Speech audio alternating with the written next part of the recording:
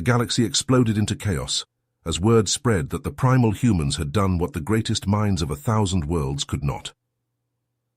An emergency Galactic Council meeting convened as grim-faced alien ambassadors filed into the shimmering crystal chamber. The cryptic ancient alien beacon from the long-lost world of Xicor 9 transmitted an indecipherable signal. Terror gripped the galaxy. Venerated scientists and mighty AIs faltered before the strange signal's secrets. The signal's source and meaning eluded the brightest minds and most advanced quantum computers. Precious hours ticked by as 1,000 civilizations held their breath, fearing an extinction-level event. Panic would soon sweep the galaxy if answers weren't found, and fast. The pressure weighed heavy on the Galactic Council to solve this before it was too late. Dr. Ethan Reynolds hunched over his desk, scribbling equations on paper like a madman. His office was a chaotic mess of star charts, textbooks, and empty coffee cups. He muttered to himself as he worked, oblivious to the world outside his calculations. A loud knock on the door jolted him out of his frenzied state. Ethan blinked, taking a moment to remember that reality existed. He stumbled over to the door and yanked it open, revealing a tall, muscular man in a black suit. The man's stone-faced expression made it clear that he wasn't here for a friendly chat. "Dr. Reynolds," the man said, "I'm Agent Marcus Johnson. I need you to come with me." Ethan stared at him, dumbfounded. "I'm sorry, what?" "I'm in the middle of some very important research. I don't have time for—" "This isn't a request," Agent Johnson interrupted. "Your expertise is needed for a top-secret mission, one that could determine the future of humanity." Ethan's curiosity was piqued. He had always dreamed of making a groundbreaking discovery, of being part of something bigger than himself, and if the government was involved, it had to be important. "All right," he said, grabbing his coat. "Lead the way." Agent Johnson led him to a nondescript black car waiting outside. They drove for hours, the city giving way to empty countryside. Finally, they arrived at a heavily guarded facility in the middle of nowhere. Armed guards patrolled the perimeter, and security cameras watched their every move. Inside, Ethan was introduced to the other members of the human delegation.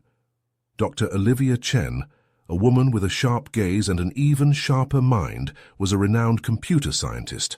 Dr. Alexander Novak, a man with a salt-and-pepper beard and a twinkle in his eye, was an expert in ancient civilizations.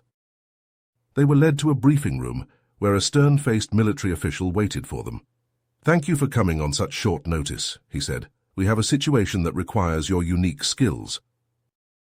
He explained the mysterious signal from Xicor 9, and how the greatest minds in the galaxy had failed to decipher it.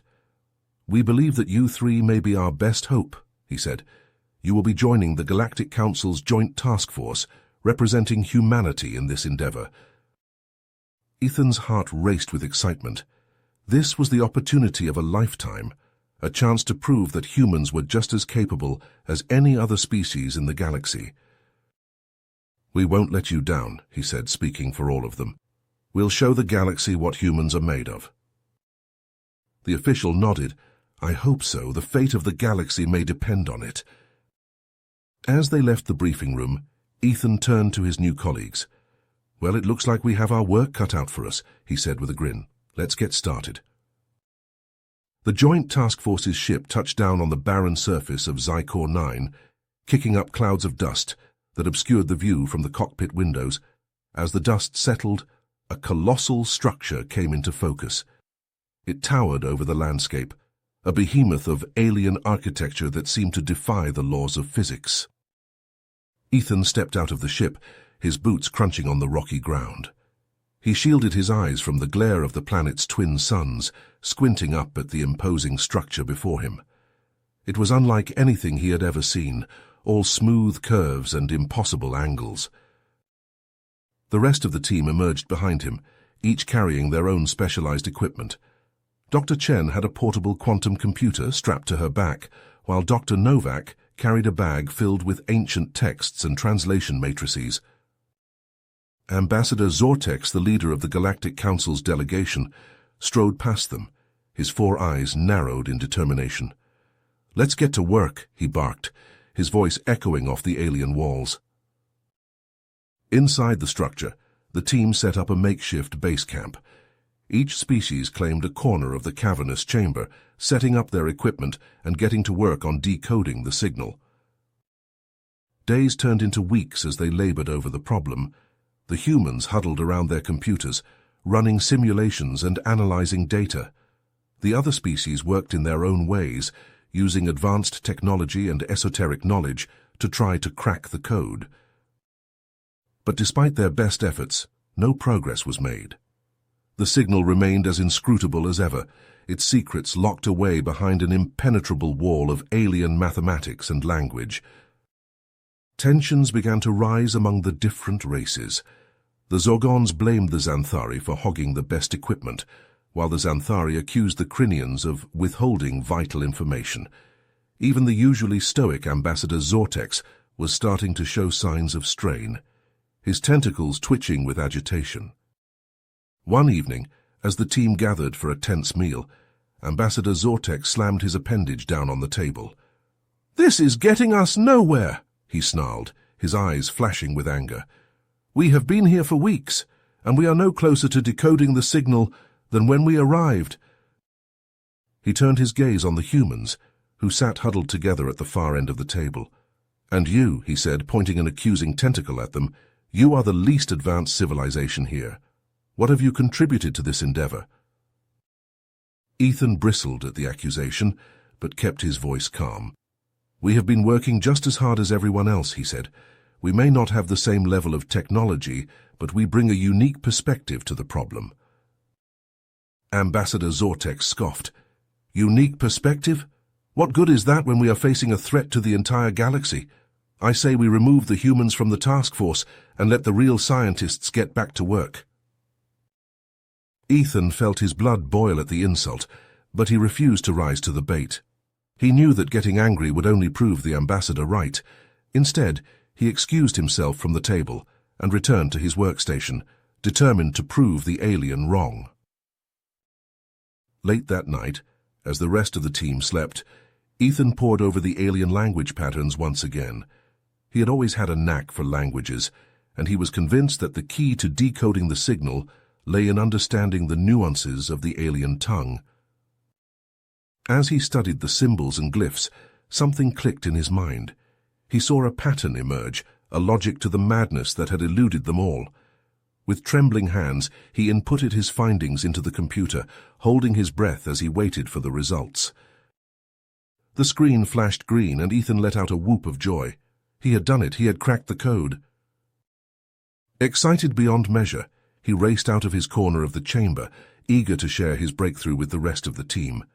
But as he approached the other scientists, he was met with skeptical looks and dismissive snorts. "What is this nonsense?" one of the Zorgon scientists sneered, barely glancing at Ethan's data. "You expect us to believe that a human could solve a problem that has stumped the greatest minds in the galaxy?" The other aliens muttered in agreement, their eyes filled with disdain and disbelief. Ethan tried to explain his findings, but his words fell on deaf ears. They refused to even consider the possibility that he might be right. Ethan felt his excitement drain away, replaced by a sinking feeling of despair. He had thought that cracking the code would be the end of their troubles, but now he realized that it was only the beginning. He would have to fight tooth and nail to get the others to take him seriously, to convince them that his solution was the real deal. But he refused to give up. He knew that the fate of the galaxy was at stake, and he would not rest until he had made the others see the truth. Even if it meant going against the entire task force, he would find a way to make them listen. With a determined set to his jaw, Ethan returned to his workstation, ready to face whatever challenges lay ahead. He had come this far, and he would not be deterred by the doubts and dismissals of others. He would prove himself no matter what it took. Ethan paced back and forth in the cramped confines of the human team's quarters, his mind racing with frustration and determination. He couldn't stand by and watch as the alien scientists dismissed his breakthrough without even giving it a chance. He knew in his gut that his decoding method was the key to unlocking the secrets of the beacon, and he was not about to let their narrow-mindedness stand in the way of saving the galaxy. He turned to Olivia and Alexander, who were watching him with a mix of concern and curiosity. "I can't take this anymore," he said, his voice low and urgent. "We have to do something. We can't let them shut us out like this." Olivia nodded, her eyes flashing with determination. "I agree, but what can we do? They won't even listen to us." Ethan's gaze fell on the alien structure, visible through the small window of their quarters. "We'll have to take matters into our own hands," he said. "We'll sneak into the structure tonight and test my theory ourselves." Alexander raised an eyebrow. "Are you sure that's a good idea? What if we get caught?" Ethan shook his head. "We don't have a choice. If we don't act now, we may never get another chance. The fate of the galaxy is at stake." Olivia and Alexander exchanged a glance, then nodded in agreement. "We're with you," Olivia said, "let's do this." As night fell over the barren landscape of Zycor 9, the three humans crept out of their quarters and made their way towards the alien structure. They moved silently, their footsteps muffled by the soft sand beneath their feet. The twin moons cast an eerie glow over the scene, casting long shadows that seemed to reach out and grab at them as they passed. They reached the base of the structure, and Ethan pulled out a small device from his pocket. He had been working on it in secret, a hacking tool that would allow them to bypass the structure's security systems and gain access to the beacon's control panel. He attached it to the smooth metallic surface of the structure and held his breath as it whirred to life. For a moment nothing happened. Then, with a soft click, a hidden door slid open, revealing a dimly lit passageway that led into the heart of the structure. Ethan grinned at his teammates, feeling a rush of adrenaline as they stepped inside. They made their way through the twisting corridors, following the schematics that Ethan had downloaded onto his handheld device. The air was stale and musty, and the walls were covered in strange alien hieroglyphs that seemed to pulse with an otherworldly energy. Finally, they reached the central chamber, where the beacon itself was housed. It was a massive, pulsing orb of energy, suspended in the center of the room by an invisible force field. Ethan's heart raced as he approached the control panel, his fingers trembling slightly as he input the decoding sequence he had discovered. For a moment, nothing happened. Then, with a sudden burst of light, the beacon pulsed and a holographic message sprang to life before them. It was a warning, left by an ancient alien race, of a cosmic catastrophe that threatened to destroy the entire galaxy. The message spoke of a powerful defensive weapon, capable of preventing the disaster, and provided instructions on how to construct it. Ethan's eyes widened as he absorbed the information, his mind racing with the implications. "This is it," he breathed. "This is what we've been looking for." He turned to Olivia and Alexander, who were staring at the hologram in awe. "We have to download this information and get it back to the others," he said. "They need to see this." But as he reached for his device to begin the download, the chamber was suddenly flooded with light. Ambassador Krelok and a team of armed security personnel burst into the room, their weapons trained on the humans. "Step away from the control panel," Krelok barked, his eyes flashing with anger. "You are under arrest for unauthorized access to restricted technology." Ethan's heart sank as he realized the gravity of their situation. They were caught red-handed, and there was no way to talk their way out of it. He glanced at Olivia and Alexander, who looked just as frightened as he felt. "Ambassador Krelok," he said, trying to keep his voice steady, "please, you have to listen to us. We've uncovered vital information that could save the galaxy. We need to share it with the others."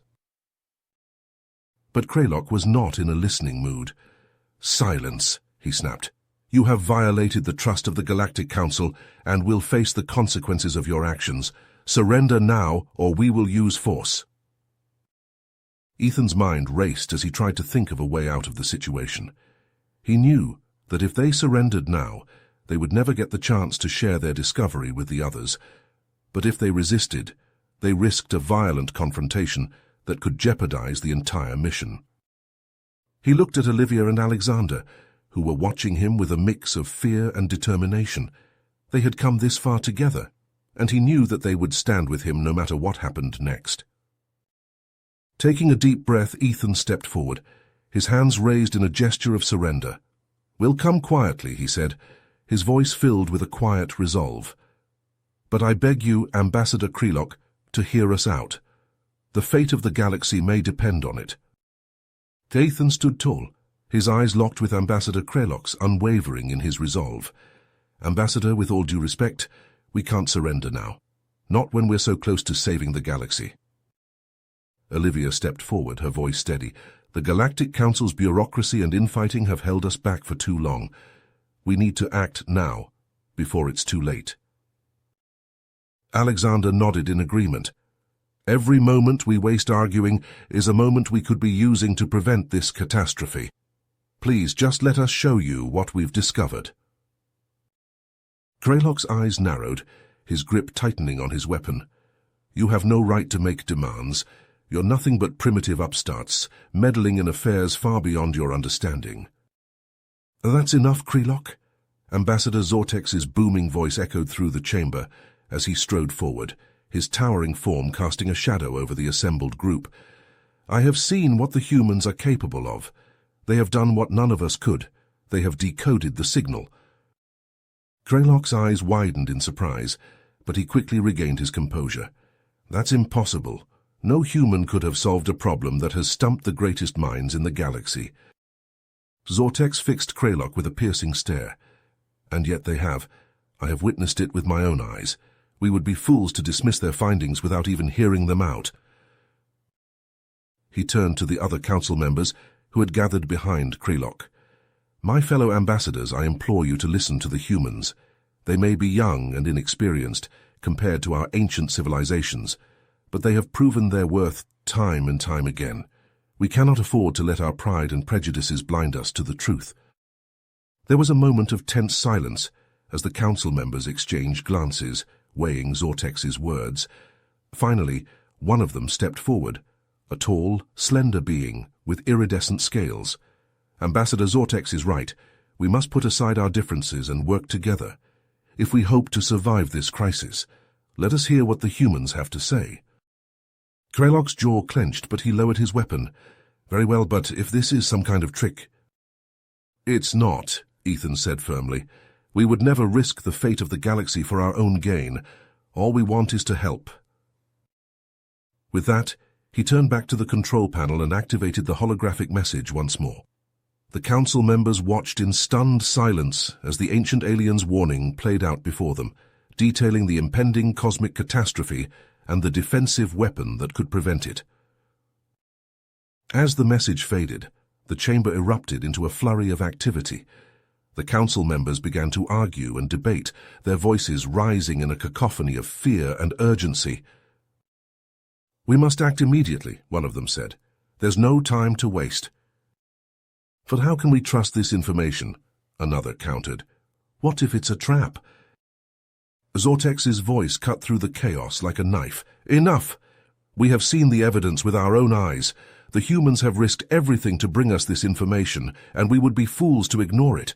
We must put aside our differences and work together to construct this defensive weapon. The fate of the galaxy depends on it." The council members fell silent, the weight of Zortex's words sinking in. Finally, Krelok stepped forward, his expression grim. "Ambassador Zortex is right. We have no choice but to trust the humans and work together. The fate of the galaxy is at stake." Ethan felt a rush of relief and gratitude as the council members began to nod in agreement. They had done it. They had convinced the Galactic Council to listen to them and take action. As the meeting adjourned and the council members began to disperse, Zortex approached the human team, his expression one of respect and admiration.